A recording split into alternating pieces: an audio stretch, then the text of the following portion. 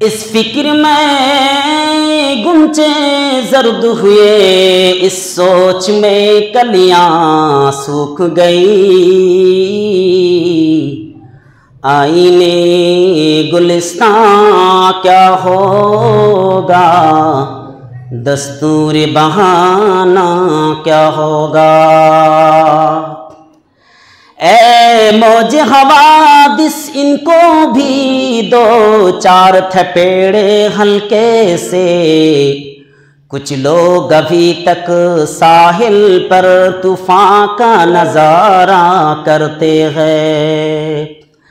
ये दुनिया अहल दुनिया को वसी मालूम होती है, नजर वालों को ये उजड़ी हुई मालूम होती है।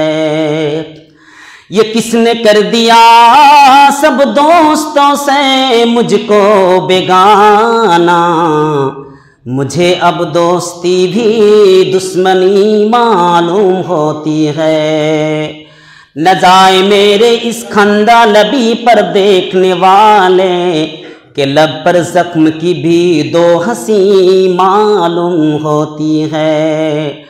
अगर हिम्मत करे फिर क्या नहीं इंसान के बस में, ये है कम हिम्मती जो बेबसी मालूम होती है।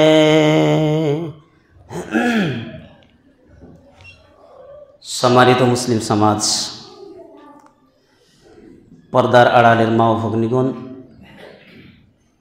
आमी आपनादेर सम्मुखे जाकात सम्पर्के किछु आलोचना करब इनशाअल्लाह।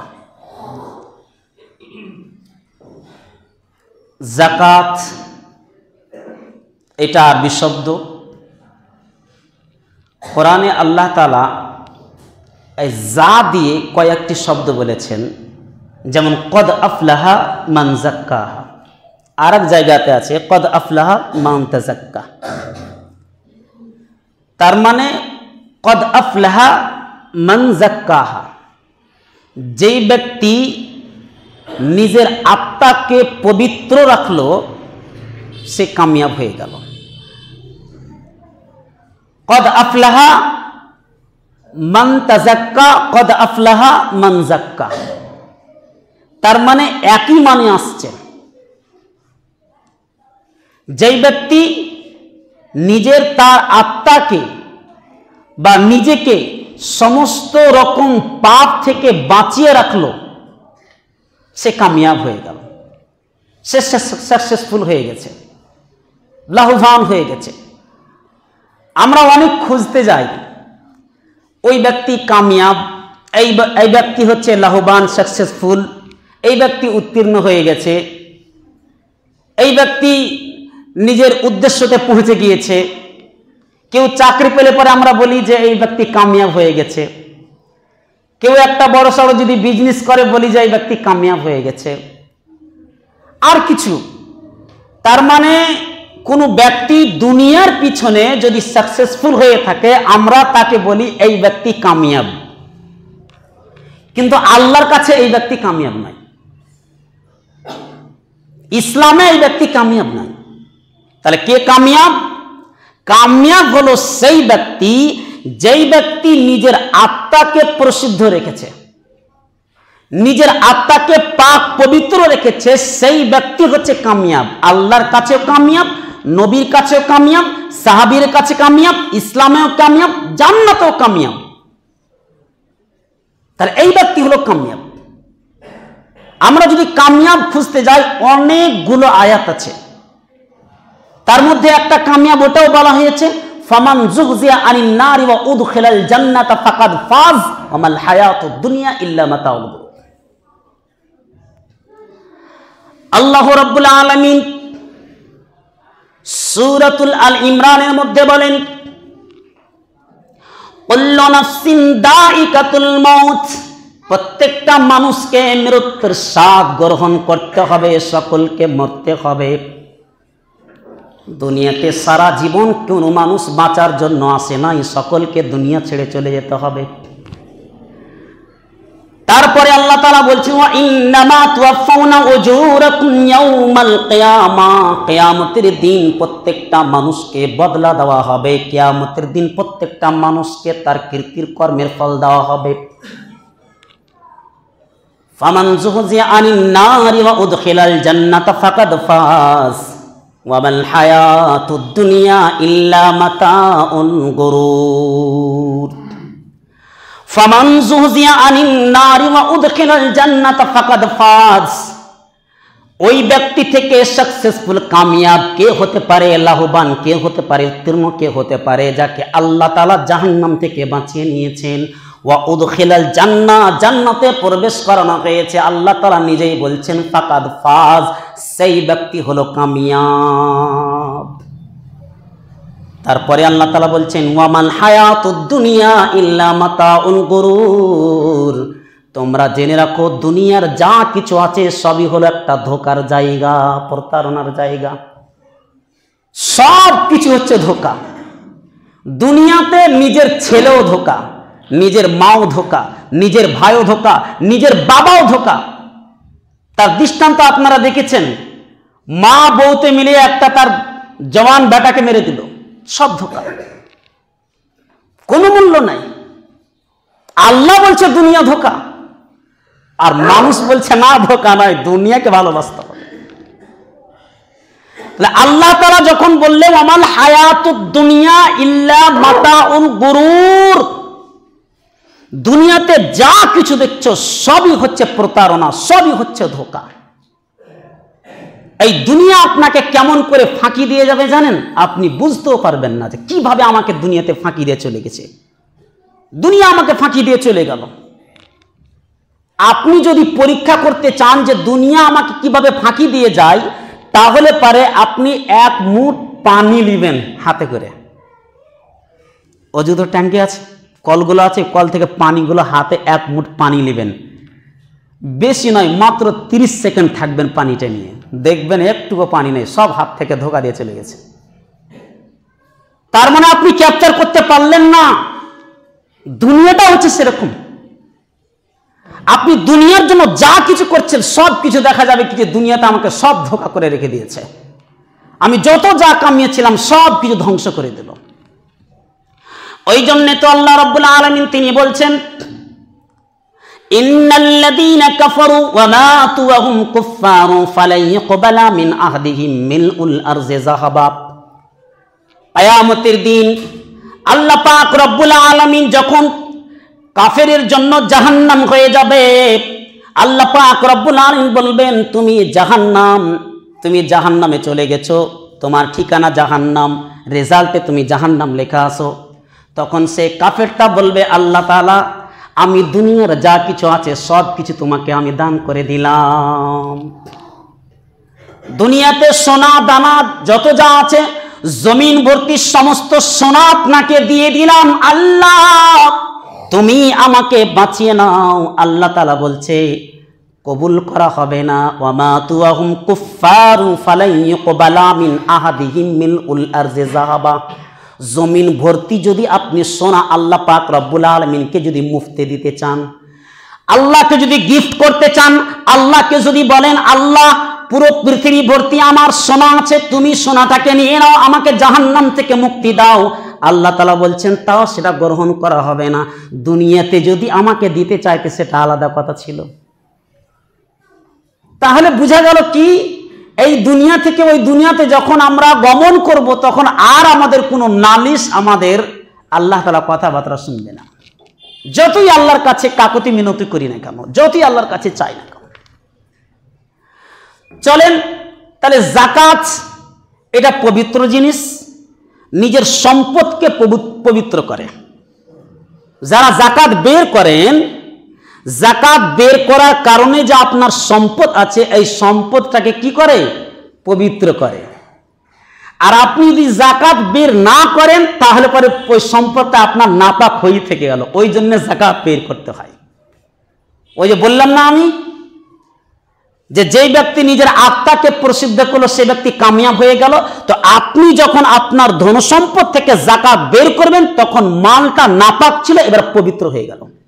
ওই জন্যে জাকাত বের করতে হয়। আর জাকাত এটা এই যে ইচ্ছা মতো নয় যে আমার ইচ্ছা হলো আমি জাকাত বের করব, ইচ্ছা হলো না আমার জাকাত বের করব না, এমনটা না। জাকাত আপনাকে বের করতেই হবে, কোনো অজুহাত নেই। জাকাত ফরজ জিনিস। ইসলামে যে 5টি বিধান আছে, কালেমা, সালাত, জাকাত, তার মানে সালাতের পিছনে পিছনে জাকাত এসেছে। আল্লাহ তাআলা যত জায়গাতে কোরআনে এই শব্দটা ব্যবহার করেছে, আকিমিস সালাত ওয়া আতুজ যাকাত, তোমরা নামাজ প্রতিষ্ঠা করো, যাকাত প্রদান করো। তার মানে যেখানে নামাজের কথা সেখানেই যাকাতের কথা।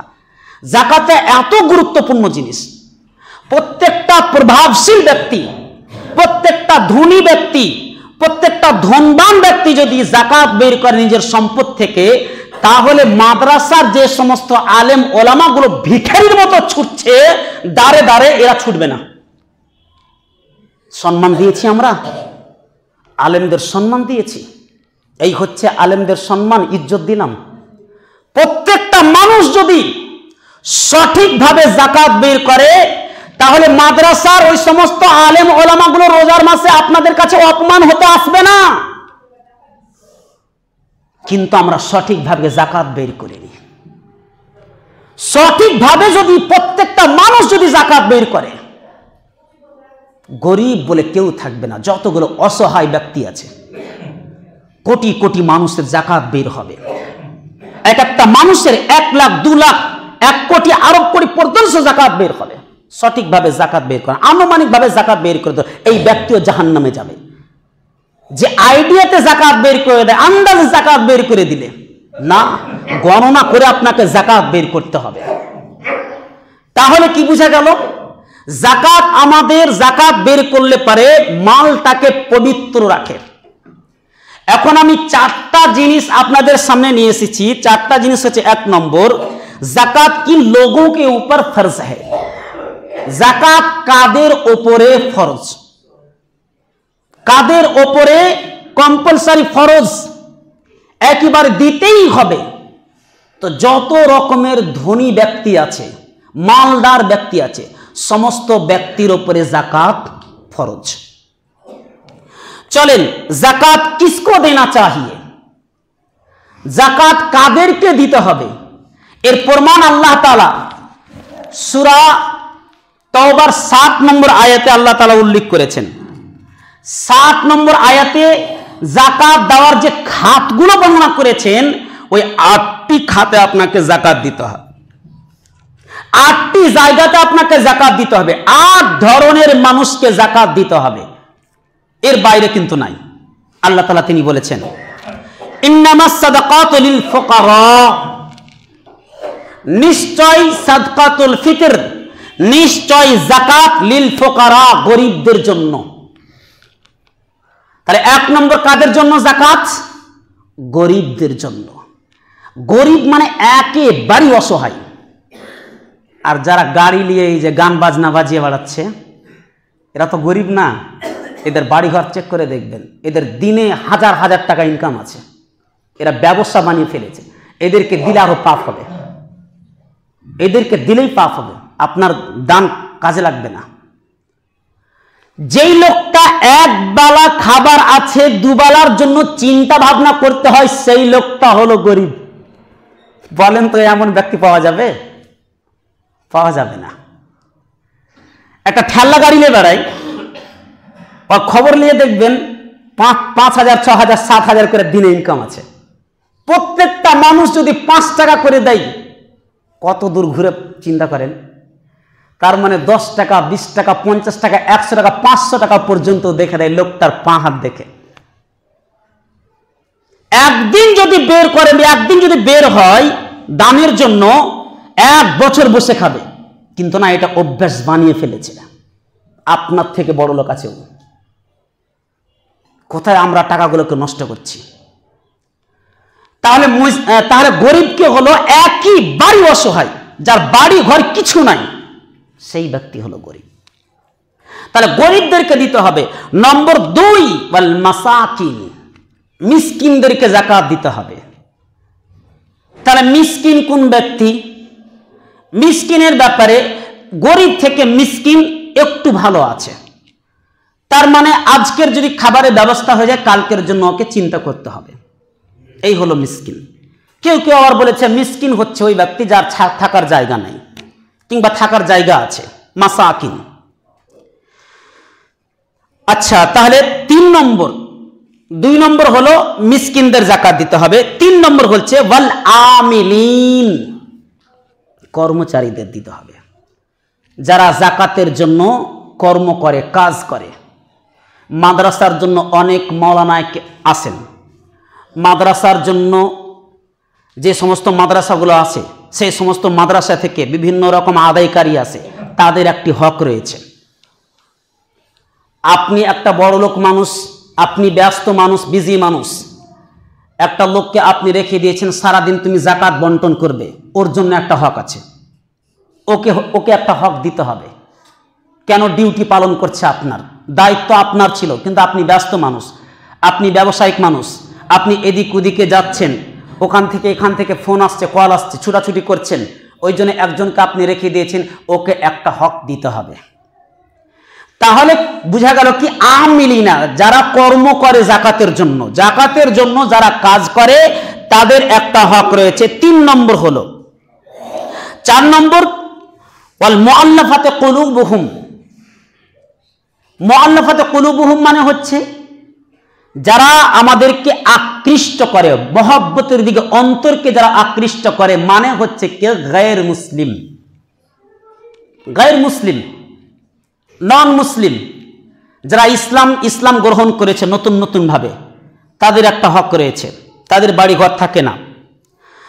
5 নম্বর অফির রেকাব,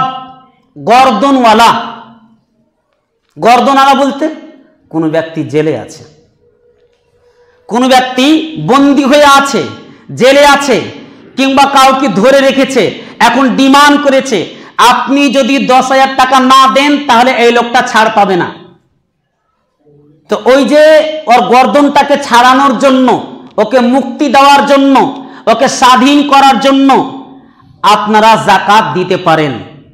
তবে শর্ত আছে, ওই লোকটাকে বলতে হবে তোমাকে আমি ছাড় দিচ্ছি, আমরা ছাড় দিচ্ছি, তোমাকে কিন্তু নামাজ রোজা করতে হবে, আর যদি কাফের থাকে ছাড় দিতে হবে না।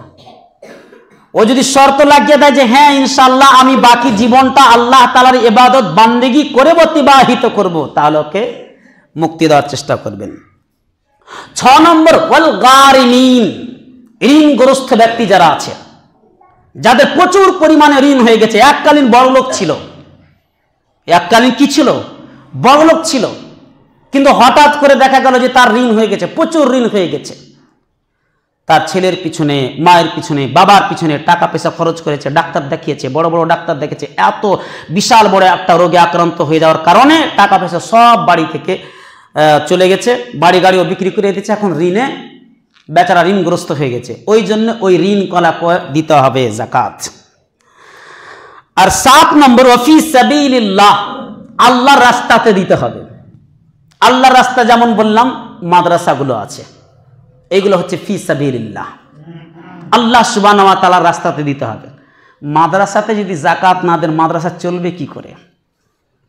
মাদ্রাসাতে যদি যাকাত না দেন মাদ্রাসা বন্ধ হয়ে যাবে, মাদ্রাসা বন্ধ হয়ে গেলে আল্লাহ তাআলা দুনিয়াকে একেবারে উল্টে দিবেন, আর দুনিয়া টিকে থাকবে না। যতদিন পর্যন্ত মাদ্রাসা টিকে থাকবে ততদিন পর্যন্ত কোরআন হাদিসের চর্চা থাকবে, আর যেদিনই মাদ্রাসা বন্ধ হয়ে যাবে, কোরআন হাদিস যখন চর্চা বন্ধ হয়ে গেল, তখন আল্লাহ তাআলা দুনিয়াকে একেবারে উল্টে দিবেন, যেটা আমরা আগে থেকে শুনে আসছি কিয়ামত, তখন আল্লাহ তাআলা কিয়ামত সংঘটিত করবেন। আর 8 নম্বর হচ্ছে ইবনে সাবিল, অর্থাৎ ইবনে সাবিল মানে হচ্ছে রাস্তার বেটা। রাস্তার বেটা মানে কি? মুসাফির। মুসাফির কেমন ব্যক্তি? এক ব্যক্তি সফরে বের হয়েছে, সফরে বের হয়ে কোনো বাসে উঠেছে, ট্রেনে উঠেছে, অটোতে উঠেছে, যে কোনো জায়গাতে উঠেছে, পকেট মেরে নিয়েছে, আর কিন্তু বেচারার কাছে টাকা পয়সা নেই, ছিনতাই করে নিয়েছে, চুরি করে নিয়েছে। তো ওই লোকটা যাকাত পাওয়ার হক রাখে। তাহলে এই হচ্ছে আপনার 8 শ্রেণীর জায়গাতে আপনাকে যাকাত দিতে হবে। তবে মসজিদে কিন্তু যাকাত চলবে না। কেউ যদি বলেন যে আমি মসজিদে যাকাত দিব, তাহলে মসজিদে যাকাত দেওয়া যাবে না, কবরস্থানে যাকাত দেওয়া যাবে না, ঈদগাহতে যাকাত দেওয়া যাবে না। বিশাল বড় আমরা একটা জলসা করব, ওই জলসার জন্য আমরা যাকাত গুলো দেব, চলবে না। 8টা যে খাত বর্ণনা করা হয়েছে কোরআনে, এই 8 জায়গাতে আপনাকে যাকাত দিতে হবে। তাহলে কি বোঝা গেল? যাকাত কাদের দিবেন, কারা হক রাখে? এই 8 শ্রেণীর লোককে আপনারা যাকাত দিবেন। আর একটা কথা হলো, যাকাত কোন কোন জিনিসে দিতে হবে, মানে কি কি জিনিসে যাকাত দেব?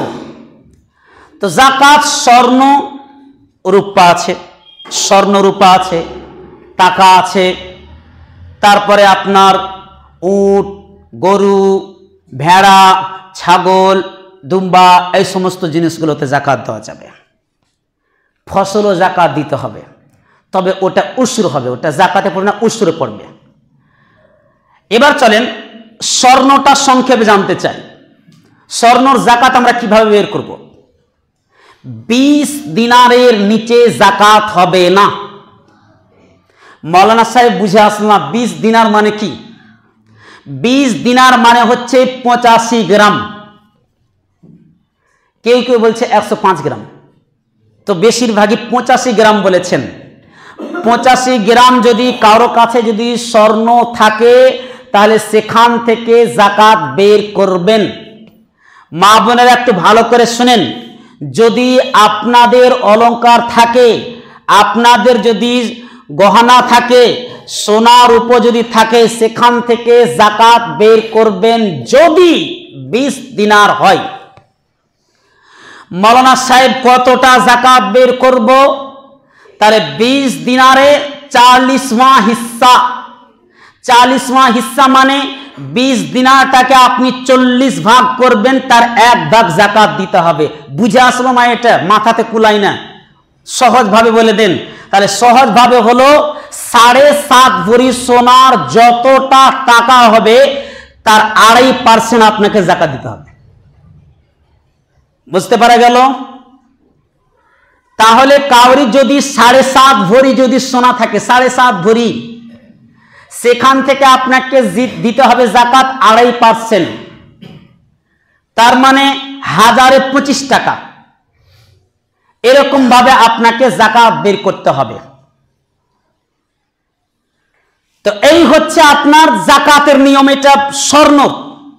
রূপোর একই কেস। রূপোতে যদি থাকে 595 গ্রাম, অর্থাৎ 600 গ্রাম যদি কারো রূপো থাকে, 52.5 ভরি, তাহলে পরে এখান থেকে আপনাকে যাকাত বের করতে হবে রূপোর মতো। টাকার দিকে দেখতে গেলে একই নিয়ম, 2.5% আপনাকে যাকাত দিতে হবে। এটা হলো সোনার ব্যাপারে। তাহলে কাদের কাদের নিয়ে যাকাত দেব, এটা একটা জানার বিষয়। আমার মেয়ে আছে 3টে, আমার মেয়েকে 3টে গহনা বানিয়ে দিয়েছি, 3 জনকে 3টে দিয়েছি। আমার একটা আছে, যে সমস্ত মেয়েদের বিয়ে হয়নি, তারা এখনো স্বর্ণ বানিয়ে রেখেছেন বাড়িতে, তাদের সবগুলোকে এক জায়গাতে করে যাকাত বের করবেন। এমনটা যাতে না হয় যে আমার 2 ভরি আছে, আমার মেয়ের 1.5 ভরি, আর এক মেয়ের 3 ভরি, এরকম ভাবে আলাদা আলাদা থাক। আমার 2 ভরি আছে, ওই জন্য আমি যাকাত বের করলাম না, না, চলবে না। সবগুলোকে একসাথে মিক্স করে যাকাত বের করবেন যদি 7.5 ভরি হয়ে যায়। কথা হলো, এখন আমার মেয়ের বিয়ে হয়ে গেছে, আপনি আপনার মেয়েকে একটা গলার হার পরতে দিয়েছেন, কিছু সোনা ওকে ব্যবহার করতে দিয়েছেন, আপনি পুরোপুরি ভাবে দান করেননি, তাহলে আপনার মেয়েটা অনেক দূরে বিয়ে হয়েছে, তারপরে আপনার ওই মেয়েটার সোনাকে হিসাব করে যাকাত দিতে হবে। কেন? আপনি তাকে দান করেননি, ওটা আপনি পড়তে দিয়েছেন, ওই জন্য যাকাত দিতে হবে। এই ছিল সোনার ব্যাপারে। এবারে চলেন টাকার ব্যাপারে জানার চেষ্টা করি। তাহলে টাকা কত থাকলে পারে যাকাত দিতে হবে? সব থেকে নিম্ন হচ্ছে 40,000। কেমন? সারা বছরে খরচ করার পরে আজকে থেকে আজকের ডেটে আমি শুরু করে দিলাম যাকাত বের করতে, তার মানে 22 তারিখ আমি যাকাত বের করলাম রমজান মাসে। তাহলে 1 বছর যাওয়ার পরে আপনাকে যাকাত দিতে হবে। 1 বছর অতিবাহিত হওয়ার পরে সংসারে যে সমস্ত খরচ আছে, সমস্ত খরচ করার পরে যদি আপনার 40,000 টাকা বেঁচে আছে, জায়গা জমি যা কিছু করেছেন সব কিছু করার পরে 40,000 বেঁচেছে, সেখান থেকে আপনাকে যাকাত বের করতে হবে। ওই যে 102 টাকা, এইভাবে আপনাকে যাকাত বের করতে হবে। কারো যদি লক্ষ লক্ষ টাকা থাকে, এইভাবে আপনারা যাকাত বের করবেন। এবার উটে কতটা? 5টা উট থাকলে পারে একটা আপনি ছাগল দিবেন। 3টা যদি গাই থাকে তাহলে একটা গায়ের বাচ্চা যাকাত দিতে হবে। 40টা ছাগল থাকলে পারে একটা ছাগল দিতে হবে। এখন কথা হলো, আমাদের তো ছাগল উট কিছুই নাই, ধান চাষ হয়, গম চাষ হয়, ভুট্টা চাষ হয়, এগুলোতে কি করে বের করব? আল্লাহর পানিতে, আল্লাহর বৃষ্টিতে যদি ওই সমস্ত জিনিসগুলো ফসল যদি উৎপন্ন হয়, তাহলে আপনাকে সেখানে 10 টিনে 1 টিন যাকাত দিতে হবে। গোটা যতটা ফসল আছে সমস্ত ফসলকে 10 ভাগ করে 1 ভাগ যাকাত দিতে হবে। এটা হলো আল্লাহ সুবহানাহু ওয়া তাআলার যদি পানিতে ফসল হয়, আপনি সেখানে পানি সেচ করেননি, সেখানে কোনো রকম পরিশ্রম করেননি, আর নিজে যদি টাকা খরচ করে যদি ফসল উৎপন্ন করেছেন, তাহলে সেখানে 20 টিনের 1 টিন লাগবে। তার মানে 20 ভাগের 1 ভাগ আপনাকে ওসুর দিতে হবে। এটা হচ্ছে ফসলের ক্ষেত্রে। তাহলে এইভাবে আমাদেরকে যাকাত বের করতে হবে। আরো নিয়ম কানুন আছে। এখন কথা হলো, যাকাত যদি আমরা বের না করি তাহলে তাদের কি শাস্তি? যারা যাকাত বের করেন না তাদের কি শাস্তি রয়েছে?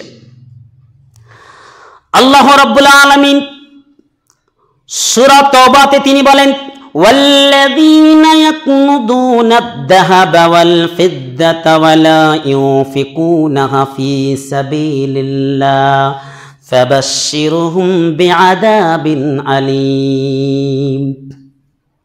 ওয়াল্লাযীনা ইয়াকনুজুনা আয-যাহাবা ওয়াল ফিদ্দাত, যারা গচ্ছিত সম্পদ থেকে যাকাত বের করে না, সোনা দানা থেকে যারা যাকাত বের করে না, ওয়ালা ইউনফিকুনাহা, আল্লাহ সুবহানাহু ওয়া তাআলার রাস্তাতে তারা খরচ করে না, ফাবাশশিরহুম বিআযাবিন আলীম, নবী আপনি তাদেরকে সুসংবাদ দিয়ে দেন, তোমরা যদি স্বর্ণ থেকে রূপো থেকে যদি যাকাত বের না করেছো, তাহলে আল্লাহ পাক রব্বুল আলামিন তোমাদেরকে বেদনাদায়ক শাস্তি দিবেন। এটা আল্লাহ শুনিয়ে দিচ্ছেন। যারা গচ্ছিত ওই সমস্ত মানে আলমারির ভিতরে স্বর্ণগুলোকে জমা করে রেখেছে, রূপাকে জমা করে রেখেছে, বাক্সের ভিতরে আছে, আলমারির ভিতরে আছে, যে কোনো জায়গাতে গচ্ছিত ভাবে রেখেছে, আর এরা ওই সমস্ত সম্পদ থেকে যাকাত বের করে না, আল্লাহ তাআলা নবীকে বলছেন যে আপনি তাদেরকে সুসংবাদ দিয়ে দেন, যারা আল্লাহর রাস্তাতে স্বর্ণ রূপ যাকাত বের করে না, এদের জন্য বেদনাদায়ক শাস্তি রয়েছে। কেমন শাস্তি? তারপরে বলছেন, ইয়াউমা ইউহমা আলাইহা ফি নারে জাহান্নামা ফাতুকওয়া বিহা জিবাহুহুম ওয়া জুনুবুহুম ওয়া যুহুরুহুম। কেমন ভাবে আযাব দেওয়া হবে দেখেন। আল্লাহ তাআলা তিনি বলছেন যে তাদেরকে আযাব দেওয়া হবে ওই সমস্ত সম্পদগুলোকে, মানে সোনা এবং চাঁদি, স্বর্ণ এবং রূপকে আগুনে গরম করা হবে, লাল দগদগে করে দেওয়া হবে, আর আগুনে গরম করে তার কপালে ছিকি দেওয়া হবে, দাগ দেওয়া হবে তার গলাতে, জিবাহুহুম তার কপালে, তার গলাতে, ওয়া জুনুবুহুম তার পার্শ্বদেশে, তার পেটে, ওয়া জুনুবুহুম তার পিঠে, ওয়া জুহুরুহুম তার পিঠে, এই সব জায়গাতে স্বর্ণগুলোকে, রূপাগুলোকে গরম করে, যেমন ভাবে কামার দেখেছে, কামারেরা হাসাগুলোকে পুরো লাল করে দেয়, পানিতে ডুবিয়ে আবার হাতুড়ে মারে, তো আল্লাহ তাআলা ওটাকে পানিতে আর ডুবাবে না, ওইভাবে গরম করে ছেঁকে দিবেন। যারা যাকাত বের করে না, যারা যাকাত বের করে না, এবং বলা হবে কি বলা হবে, হাযা মা কানাজতুম লিআনফুসিকুম, এইগুলো হচ্ছে তোমাদের গচ্ছিত সম্পদ, যেটাতে তোমাকে ছেঁকে দেওয়া হচ্ছে, এটা হচ্ছে তোমাদের গচ্ছিত সম্পদ। ফাযুকু, তোমরা চিকো, মা কানাজতুম, তোমাদের ওই গচ্ছিত সম্পদের আযাব। তোমাদের যে সমস্ত সম্পদগুলোকে তোমরা জমিয়ে রেখেছিলে, এই জমাইকৃত সম্পদ তোমাদেরকে আজকে আযাব দিচ্ছে, ছেঁকে দিচ্ছে। একই রকম ভাবে কেউ যদি টাকাও যদি না দেয়, তাহলে ওই রকম ভাবে কিয়ামতের দিন ওই টাকা আজদাহা সাপের আকারে আসবে। ওই সমস্ত জিনিসগুলো কিয়ামতের দিন সাপের আকারে আসবে এবং তাদের গলাতে লেপ্টে গিয়ে তাদেরকে দংশন করবে, চতুর্দিক থেকে তাদেরকে দংশন করতে থাকবে। কারো যদি উট থাকে, উটের শিং ছিল না, কিন্তু আল্লাহ তাআলা শিং বের করে দিবে, আর তাদেরকে ওই শিং দিয়ে মারতে থাকবে, তাদের নাড়ি ভুঁড়িকে বের করে দিবে। গরু যারা যাকাত দেয় না, একই রকম ভাবে গরুতে তাদেরকে মাটিতে ফেলে গিয়ে তাদেরকে শিঙে মারতে শুরু করবে, ছাগলও একই রকম ভাবে মারবে। এটা যারা যাকাত বের করে না। প্রত্যেক মানুষ, আমাদের অনেক মানুষ যাকাত দেওয়ার মতো ক্ষমতা আছে, কিন্তু যাকাত বের করে না। যাকাত আলাদা জিনিস, সাদকা দান খায়রাত আলাদা জিনিস। রমজান মাসে যে সমস্ত মাদ্রাসাগুলো থেকে আসছে, আমি এর আগে একবার বলেছিলাম, যারা মাদ্রাসা কালেকশনের জন্য আসে, কোরআনের দাবি করে এবং জামা কাপড়ের দাবি করে, খবরদার তাদেরকে কোরআনের দাম দিবেন না, মানে টাকা দিবেন না। তাদেরকে পোশাকের দাম দিবেন না। তাদেরকে বলবেন কটা পোশাক লাগবে বলো, আমি নিজে হাতে দিয়ে আসবো। কেন? এই টাকা 2 নম্বরই হয়ে যায়, এই টাকা 2 নম্বরই হয়ে যায়। আপনি তাদেরকে বলবেন কটা কোরআন লাগবে বলেন, আমি নিজে হাতে কোরআন দিয়ে আসবো মাদ্রাসাতে। দেখবেন কোরআন আর নিতে চাইবে না, কোরআন নিতে চাইবে না, পোশাক নিতে চাইবে না। কেন? ও তো টাকার দরকার। এখন আমরা আলেম সম্প্রদায় ভুল পথে চলে গেছি, সবাই ছুটছে টাকার পিছনে, দুনিয়ার পিছনে সবাই ছুটছে। এমন অবস্থা হয়ে গেছে আমাদের। রাসূল সাল্লাল্লাহু আলাইহি ওয়াসাল্লাম যখন তিনি বললেন যে তোমরা ওহান বেমারিতে পড়ে যাবে, সাহাবায়ে কেরাম বললেন, আমাল ওয়াহান ইয়া রাসূলুল্লাহ, হে আল্লাহর রাসূল, ওয়াহান বেমারি কি? তখন আল্লাহ রাসূল বললেন, হুব্বুদ দুনিয়া ওয়া কারাহিয়াতুল মাউত, দুনিয়ার পিছনে সবাই ছুটতে শুরু করবে, সবাই টাকা টাকা টাকা টাকা টাকা টাকা এই পিছনে ছুটবে। আজকে বেশিরভাগই মানুষ, প্রত্যেক মানুষ চলছে ওই পথে। ওই জন্য তো একের পর এক গজব আসতে রয়েছে। ফিলিস্তিনের রোজা ইফতার করার সময় পর্যন্ত তাদেরকে বম দিয়ে আর গুলি করে তাদেরকে মেরে দেওয়া হচ্ছে, আর আমরা দোয়া করছি, দোয়া কবুল হয় না। কি করে কবুল হবে? এক পকেটে গাঁজা রেখেছো, এক পকেটে বিড়ি রেখেছো, এক পকেটে সিগারেট রেখেছো, আর ওই অবস্থাতেই দোয়া করছো, গুল মুখে আছে ওই অবস্থাতে দোয়া করছো। পবিত্র জিনিস আল্লাহর কাছে চাইছো, আগে পবিত্র হও, তারপরে আল্লাহর কাছে চাইবে। আবার ফিরে এক বক্তা এমন ভুল পথে মানুষকে ঠেলে দিয়েছে, মানে এমন ভাবে ভুল পথে নিয়ে যাচ্ছে। দেখুন, আপনারা হয়তো শুনেছেন কি বলছে, যে মতিউর রহমান, আমি 2 মিনিট সময় নিচ্ছি, মতিউর রহমান মাদানী আর আব্দুর রাজ্জাক বিন ইউসুফ।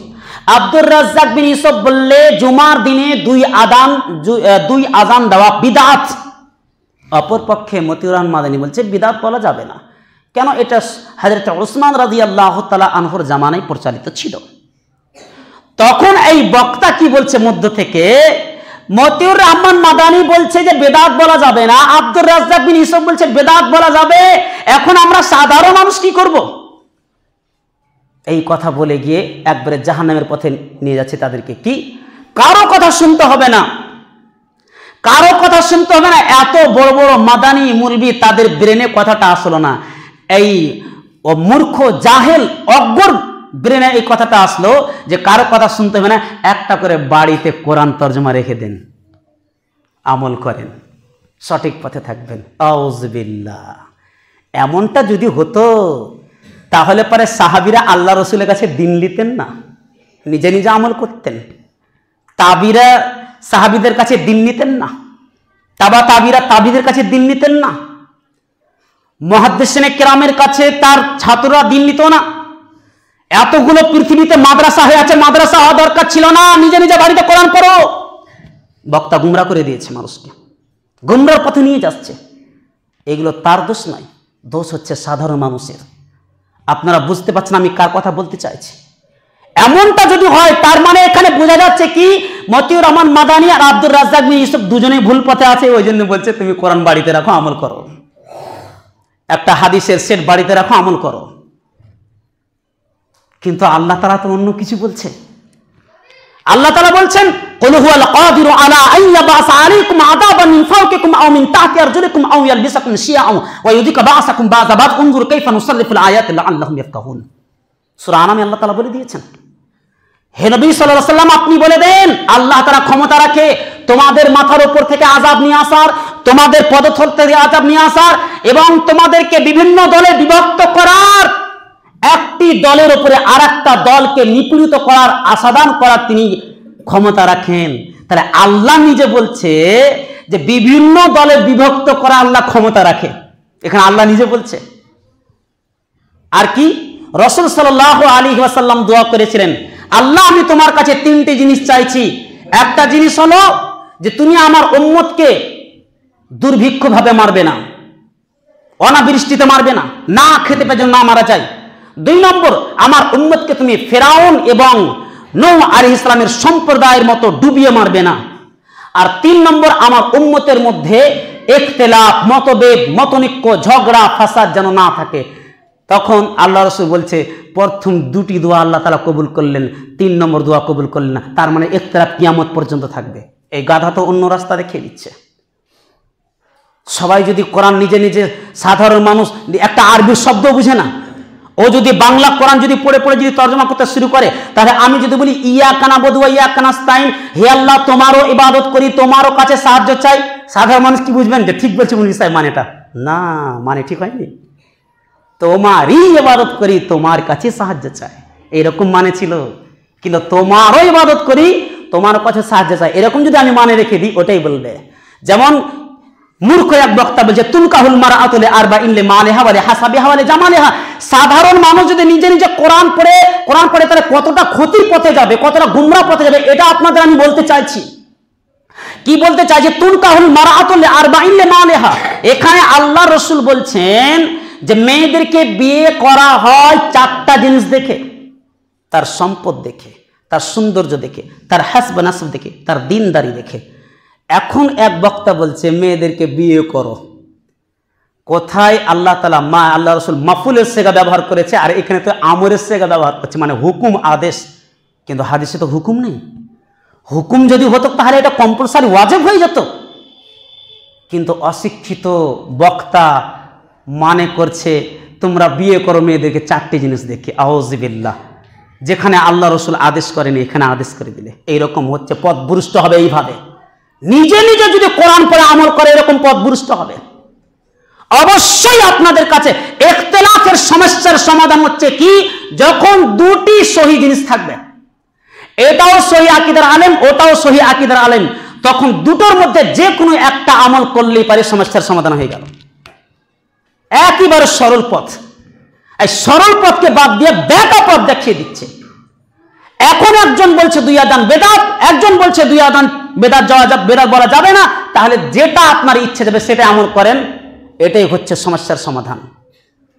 কেউ বলল যে রুকুর আগে কুনুতে রাতবা পড়তে হবে, কেউ বলছে রুকুর পরে পড়তে হবে। যে কোনো একটা পড়বেন, দুটোই সঠিক আছে। আপনি যেটা আমল করবেন সেটাই সঠিক, যে কোনো একটা বাঁচতে হবে। বিভ্রান্তিতে পড়বেন না। বিভ্রান্তিতে কারা পড়বে? যারা ঝগড়া লাগার চেষ্টা করে। আল্লাহ তাআলা আমাদের সকলকে যে সমস্ত কথা বর্ণনা করা হলো সেই সমস্ত কথার উপরে আমাদেরকে আমল করার তৌফিক দান করেন। আউযু বিল্লাহি মিনাশ